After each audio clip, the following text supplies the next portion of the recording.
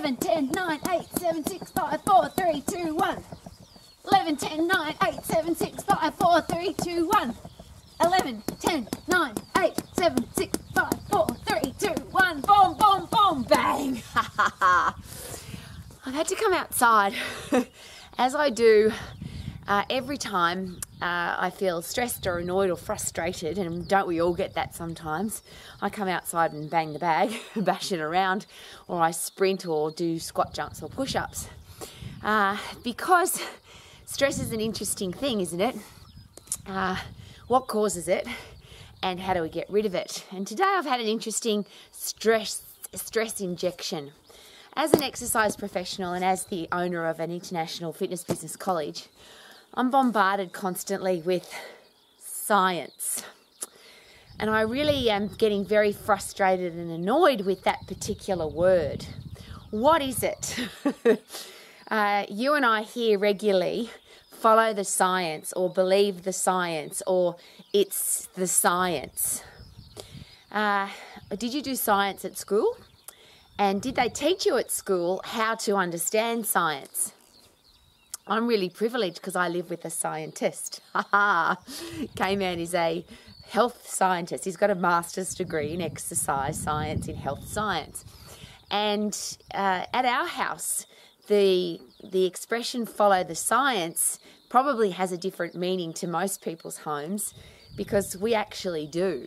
So if somebody quotes a scientific research study to us, or somebody says the science says, we go ask, we go find the research study, or we ask the person who's quoting the science to give us the research study that they're quoting. And the challenge, of course, with any research study, and I'm just going to ask the questions. This is I have to be very careful, of course, because it's the science has become very controversial, hasn't it? We're told this is the science, but I always ask, is there other science? Are there other studies?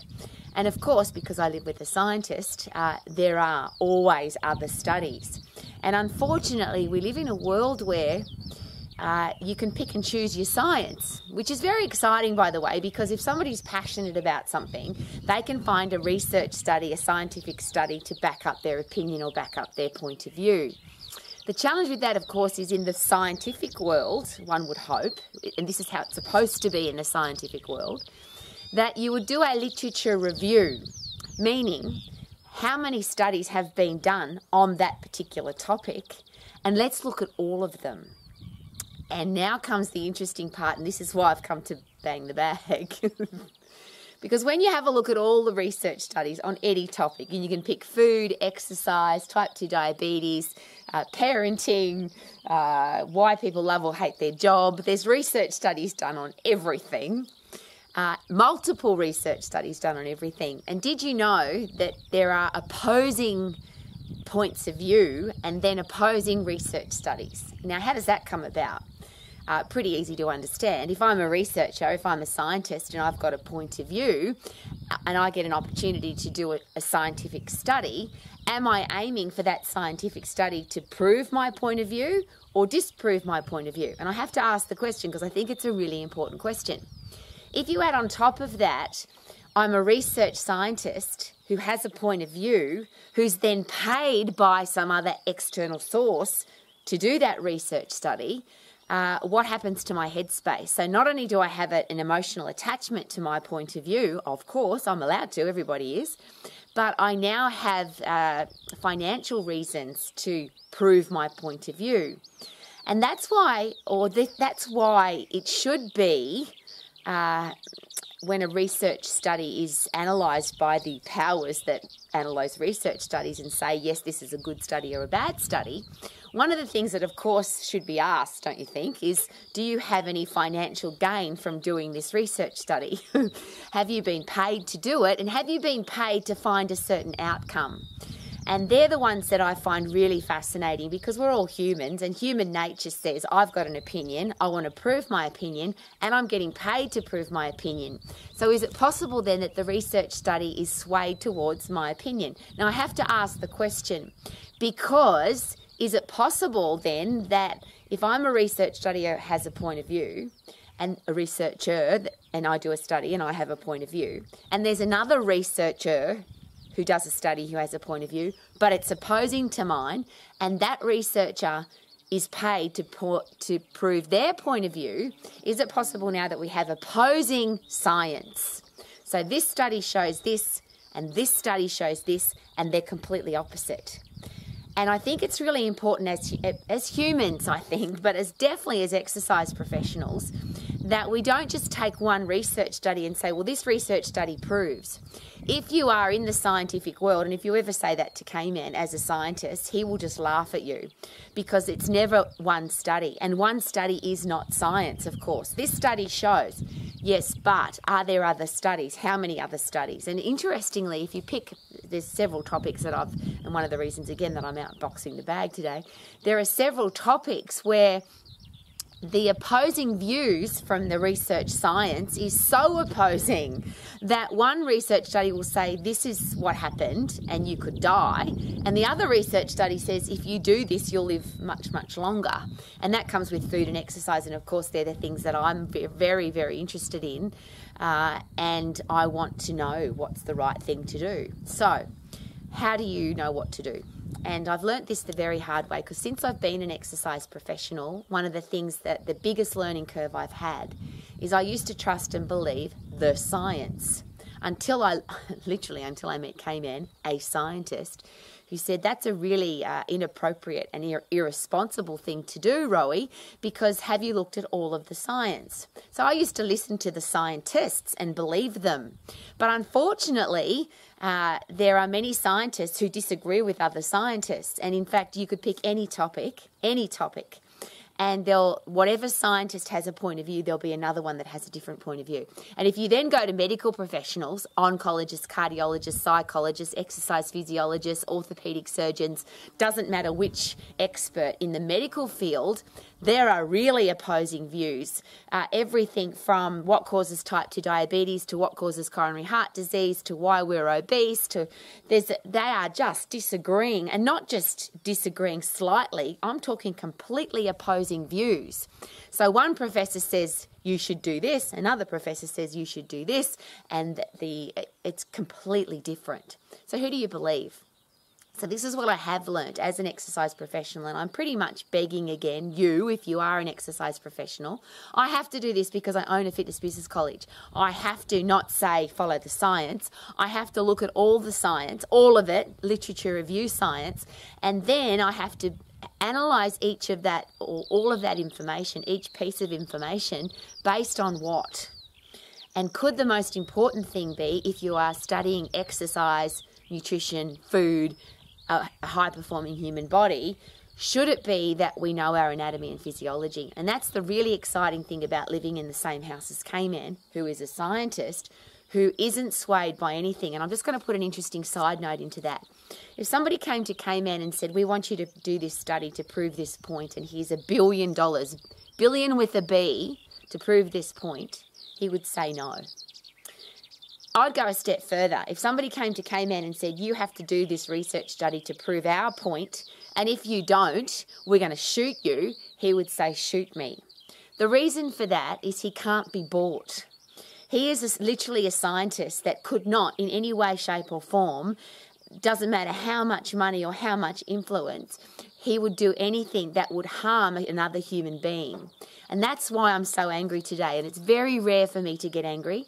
But today I'm angry because there are research studies being done right now, this minute, that are harming the human race. And they're aiming to prove a point that will either make people sicker or fatter or more depressed. And there's a political reason and there's a monetary reason behind them. And unfortunately, that group of people that are producing those groups of research, people are listening to them. Interesting, when you follow how science works, there is an enormous, large number of opposing views to those same opinions. Scientists who say, what you're doing is wrong, and here's all the reasons why. This information that you're sharing with the world is wrong, and here's all the reasons why. That's the opposing science. Now, I actually don't know which one is right. These guys that are producing science that, based on my anatomy and physiology knowledge, could be very harmful to the human race. I just want the two opposing views, because I'm not a scientist, I just want the two opposing views to argue.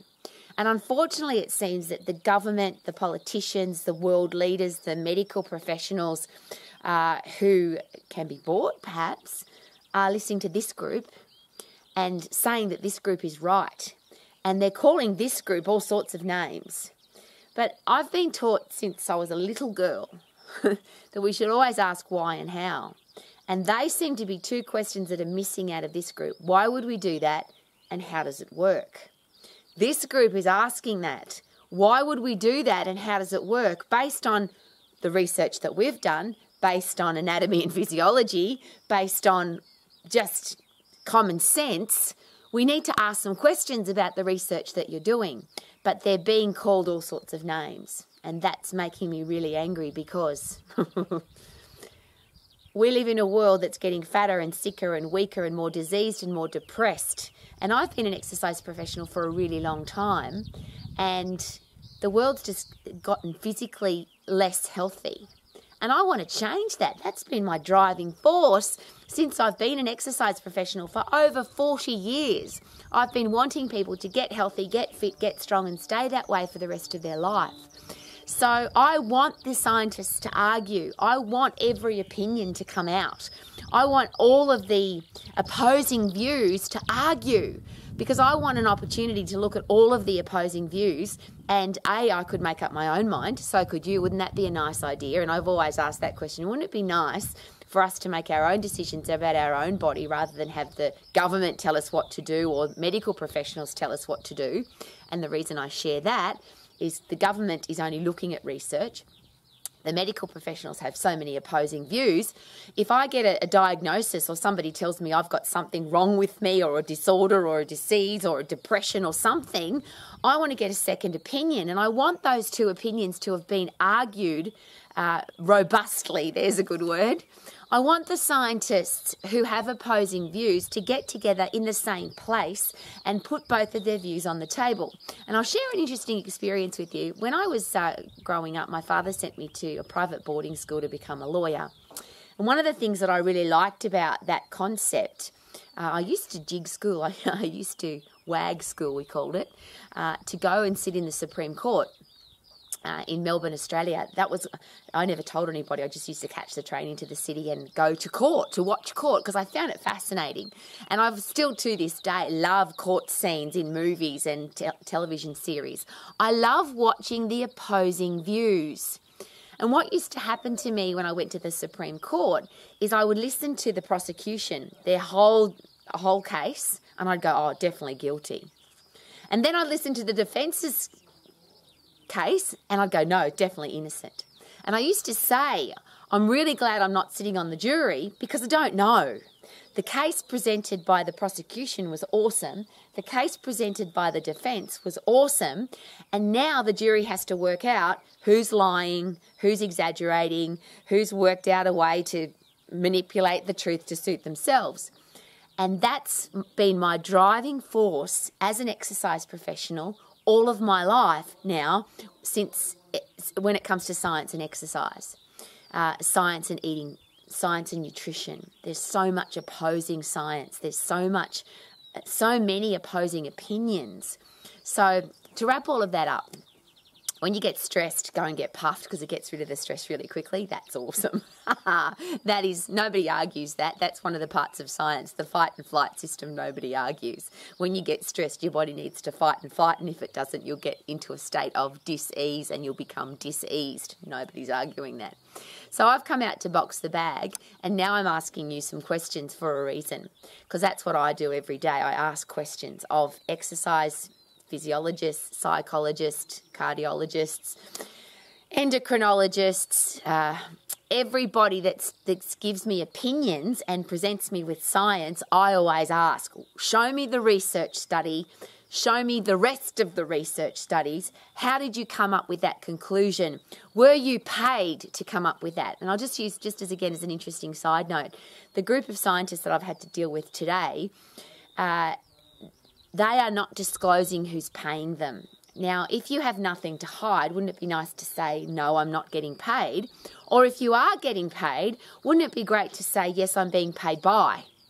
But they're not disclosing that. So what's got to happen is a Freedom of Speech, Freedom of Information Act has had to be placed on this group of scientists, forcing them to show who's paying them to produce the science.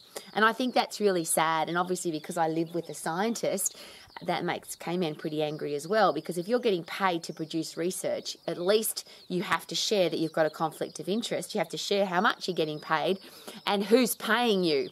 Because if the person or the people or the organisation that are paying you to do the research study have a very important influence on the world, on our health, on World Health Organisations, on the government, and they're paying for the research to be done, and the scientists are taking the money and none of that's being disclosed, doesn't that sound a bit dishonest to you? Now, I'm being very careful because the world's full of all of this crap at the moment, and I don't like it, of course, because I just want people to be healthy, fit and strong.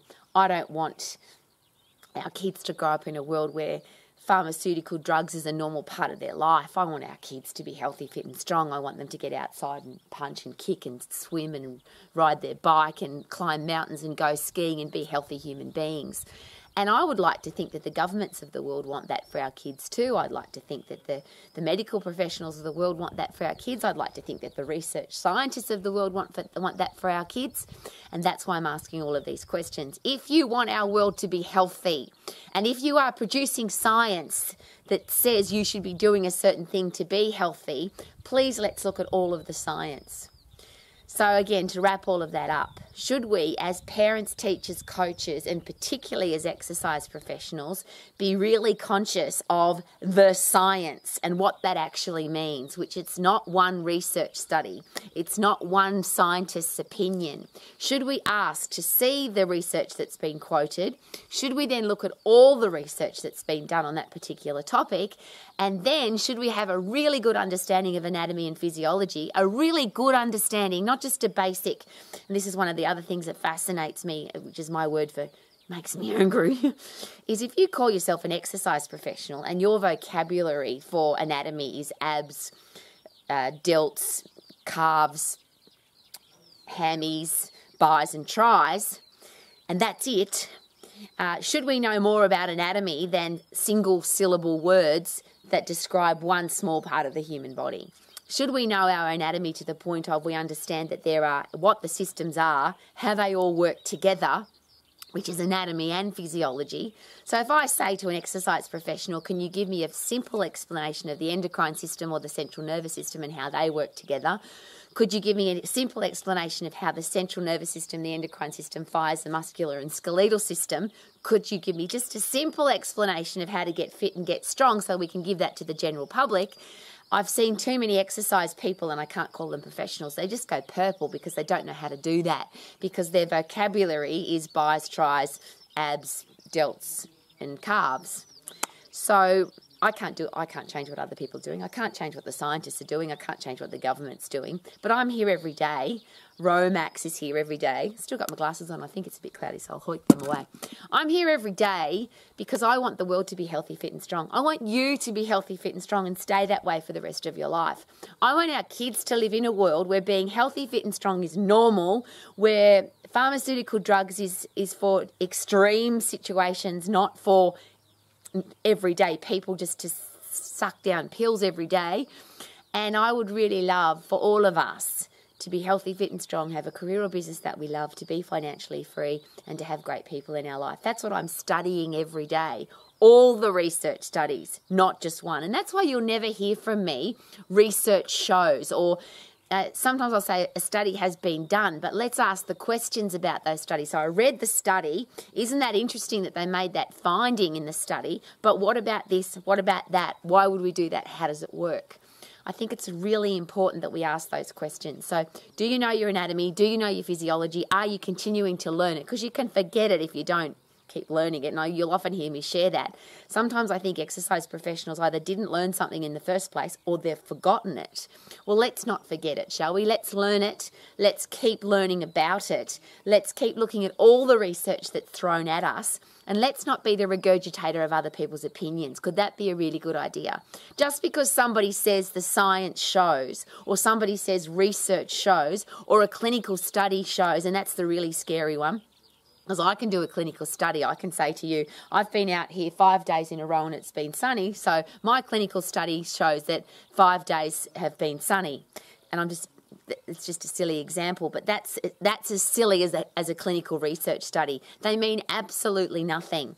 A double-blinded research study done by scientists that have no political persuasion, no personal opinion, and no financial gain, which is probably a unicorn. You probably couldn't find one of those. And that's why you have to look at all of the research. You have to look at all of the double-blinded studies done by all of the researchers, ask what is their driving force, what's their agenda, what's their political persuasion, who's paying them to do the study, and then work it out for yourself. And what's the only way we could work it out for ourselves is if we know our anatomy and physiology.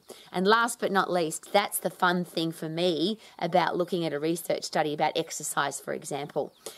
You can tell pretty quickly when you read a research study if the person that's done the study has ever done any exercise.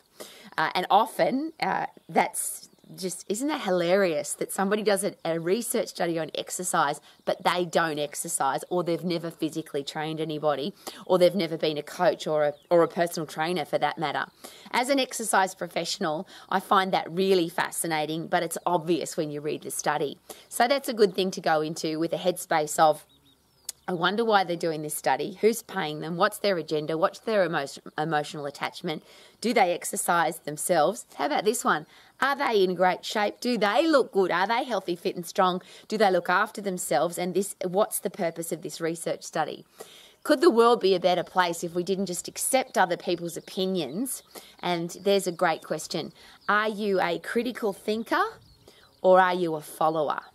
And is it possible that critical thinking simply means let's look at everything and then decide for ourselves based on our common sense? And I've been taught this a long time ago. There's 3 parts to that. What does your head say? So what does your logical head say? What does your heart say, which is, of course, your emotion? And then what does your gut say?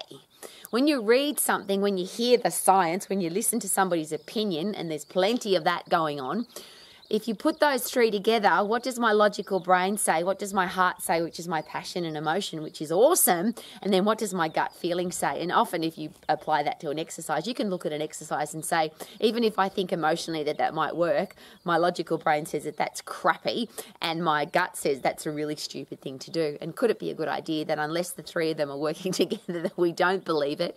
And should our head, our heart and our gut feeling be based on our anatomy and physiology knowledge and our life experience, and having a look at all of the opinions and all of the research and everything that's going on about that topic, rather than just handpicking the ones that suit our emotional opinion. I don't want to be the regurgitator of other people's opinion, and I hope that you don't either. I hope that you want our world to be healthy, fit and strong. Thank you for coming to Romax. And I do this because I want us all to live our life to the max, not be told what to do by somebody else. How about that? I feel good. Thanks, Basil. It's really nice to punch Basil because he makes me feel good. Go, Basil, go, Basil, go, Basil, go. Boom, boom. Woohoo!